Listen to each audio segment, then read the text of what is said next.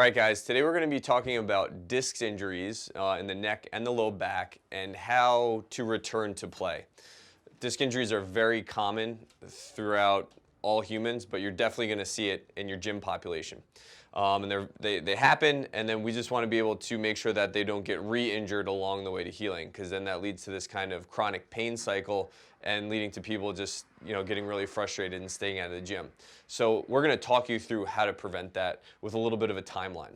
So the first thing we want to talk about is just the disc structure itself, where you can think about, if we're looking at this disc, right, if you just kind of cut my head off and then started looking down, right, this is what the disc kind of looks like.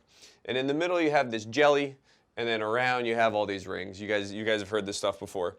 And what happens is over time, either through repetitive motion or from prolonged postures, what'll happen is you get little tears in these rings, and then that jelly starts to work its way out. And there's a bunch of different flavors there.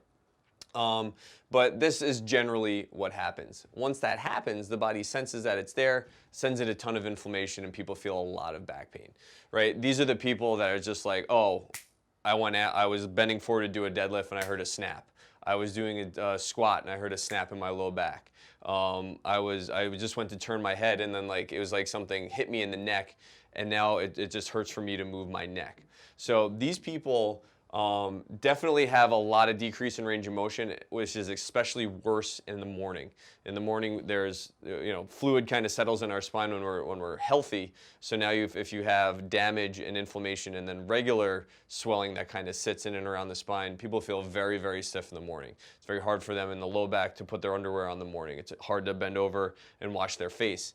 In the neck, people kind of walk around, they have this like robot appearance in the morning. It's really, really hard and stiff and painful. So what we want to do, so typically these tend to get better as we move around, as we start to reintroduce ourselves into gravity from lying down all night, right? We get up and we start walking around, gravity starts to push down on us, and some of that fluid just works away. So people start to feel a little bit better. Early on, it's a little bit painful, but as they start to heal, it gets better. And then typically that'll kind of lull them into this kind of false sense of security, or like, yeah, I feel better than I did in the morning. Even moving around lightly, they start to feel even better. But through the course of moving around, they tend to cause more damage, and then they feel worse after and even worse the next day. So those are some of the characteristics that we're talking about here. Some of you maybe have experienced this before in the past. You've definitely known somebody who's experienced this. So this is the stuff that we're kind of talking about. So we're going to walk ourselves through this timeline so you guys can understand a little bit about what's going on behind the scenes, so you can start to make some better decisions for your athletes, because I guarantee you've dealt with one of these people before. So even before the onset, we need to understand what leads to this happening. In the gym population, it's not typically from prolonged postures. Usually it's from repetitive motion. So there's going to be some sort of precipitation leading up to that. So there's going to be some sort of increase in intensity. They're doing things faster, or they're adding more weight. There's going to be an increase in volume. I went from doing 4 classes a week, now I'm doing 6 classes a week. Or I went from doing, I'm still doing 4 classes a week, but now I started to do a squat cycle on top of the stuff we're already doing in class. So those are the types of things that we start to see, at least in the gym, in these athletes, right? They're dealing with some sort of dysfunction, but they're managing it because their volume and their intensity isn't so high.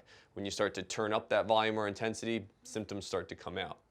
The other thing that might be happening outside the gym is any sort of increase in stress. We see this a lot in the clinic, where we'll start talking to people and say, anything change in your programming?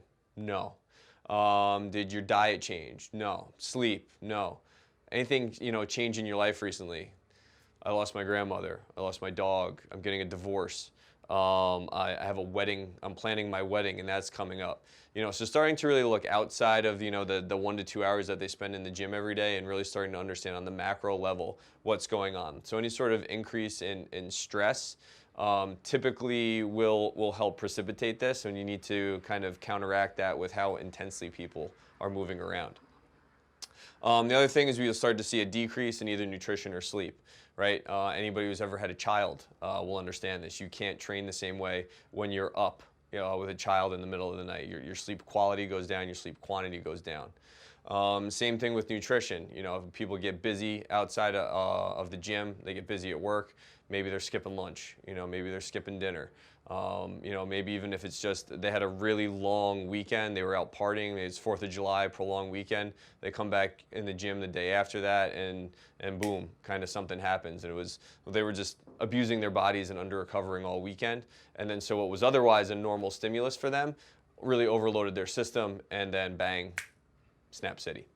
Okay, so now we've gotten to the onset, right? A lot of times this happens kind of in an instant. People say, if I felt that snap, I felt this crack, I kind of moved my head wrong, and it just kind of caught me there. Other times they'll kind of, they'll move around, be like, yeah, I felt kind of sore going to bed at night, and then I woke up the next day and I couldn't move, right? These are the people that we're talking about. Right? So this person comes into your gym, they might even be walking a little crippled, or you'll notice, they can't turn their neck, so they're kind of doing the robot there. So what do you do with them, right? The first thing is that we don't want to do any sort of loading, right? Anytime you pick up, let's just talk about the neck first. So we're talking about any sort of neck pain, neck disc pain. You have to understand, anytime you hold an object in your hand, you're increasing the load on your spine. Right? So it's not responsible for those people to be doing anything with their hands. We've seen people exacerbate their disc doing farmer carries. Definitely going shoulder to overhead will lend towards the pain, continuing to happen. In the low back, no barbell squatting, no deadlifting, definitely no Olympic lifting, because that's not only load, but that's also speed is now involved. Another common thing that people want to do is they're going to want to stretch through it, right? So there's people, oh, it just kind of feels good after I stretch through it, or like, what kind of stretch can I do for my neck? Or it just feels good after I hang out here. And yeah, it does. It feels good after, because you've stimulated some proprioceptors, and it's just like, okay, I feel your body basically feels the stretch instead of the pain for maybe 5 or 10 minutes, but it's going to come back. And these people find themselves constantly stretching themselves and stretching themselves just to feel a little bit better. All the while, they're actually creating more tissue damage while they're doing that, and actually perpetuating this problem and prolonging the problem, right? So the goal here in this first 7 to 10 days is just let them heal, right? The body, there's damage, and the only thing that we need to do is heal. Now, we want to make the healing happen as quickly as possible. So you can get into certain nutritional things and making sure that you're resting more, and making sure that you're getting your fish oil and all that good stuff. But the main thing that we need to do is prevent further damage. That's the number one thing that really prolongs any sort of disc injury, is these people just continuing to do things, and then it just lingers, right? We've had these people where it's just like complete Snap City. They're bent over because their low back is so blown up, and they're fine. They're just fine 10 days later, not doing anything. The common pitfall that people run into is I want to go do something. What do I do to make it better? What stretch? What exercise? None of it, right? It's you already bought the farm. You already overloaded yourself. What you need to do now is chill, right? Eat more, sleep more, chill out. Don't load yourself. Don't do flexion extensions, so doing lots of burpees, toes to bar, stuff like that, right? Don't stretch through it, and just let yourself heal. We just have to let the inflammation do its job, call in the repair crew, get everything out of there, right? And just set yourself up for success afterwards. Now, after those first 7 to 10 days, they're going to start to feel a heck of a lot better, right? This athlete's going to be like, yeah, like I woke up in the morning, I'm only a little bit stiff, and I really forgot about it by 10 a.m., which is great, right? And that's the goal that we're looking for. So now this is another critical phase, right? Because pain is wonderful. It's a great teacher, right? It's going to tell people where their limits are, provided that they listen to them. But now, once the pain is gone, people think, oh, it's just back to normal. And that is far from the case. You have to understand that this tissue is now going through a healing process, but it is not fully healed yet, right? So the tissue is still weak, and you still have all the dysfunction that you had previously, right? Maybe you've removed the intensity and the loading, right? Maybe you're getting your diet squared away, and that's all good. It's going to help get you out of pain. But people will just start to say, okay, I'm going to return to the same volume, I'm going to return to the same intensity. And when you do that, you're going to feel pain. It might not be the first week or the second week, but it's going to come back and bite you in the butt. So what you need now is you need to have a plan, right? Now you need to go and make sure, okay, what ranges of motion am I missing? How am I attacking it? Is that with a provider? Is it on my own? right? Where am I missing strength, right? Am I overloading my back because I tend to hinge more than I squat, or vice versa?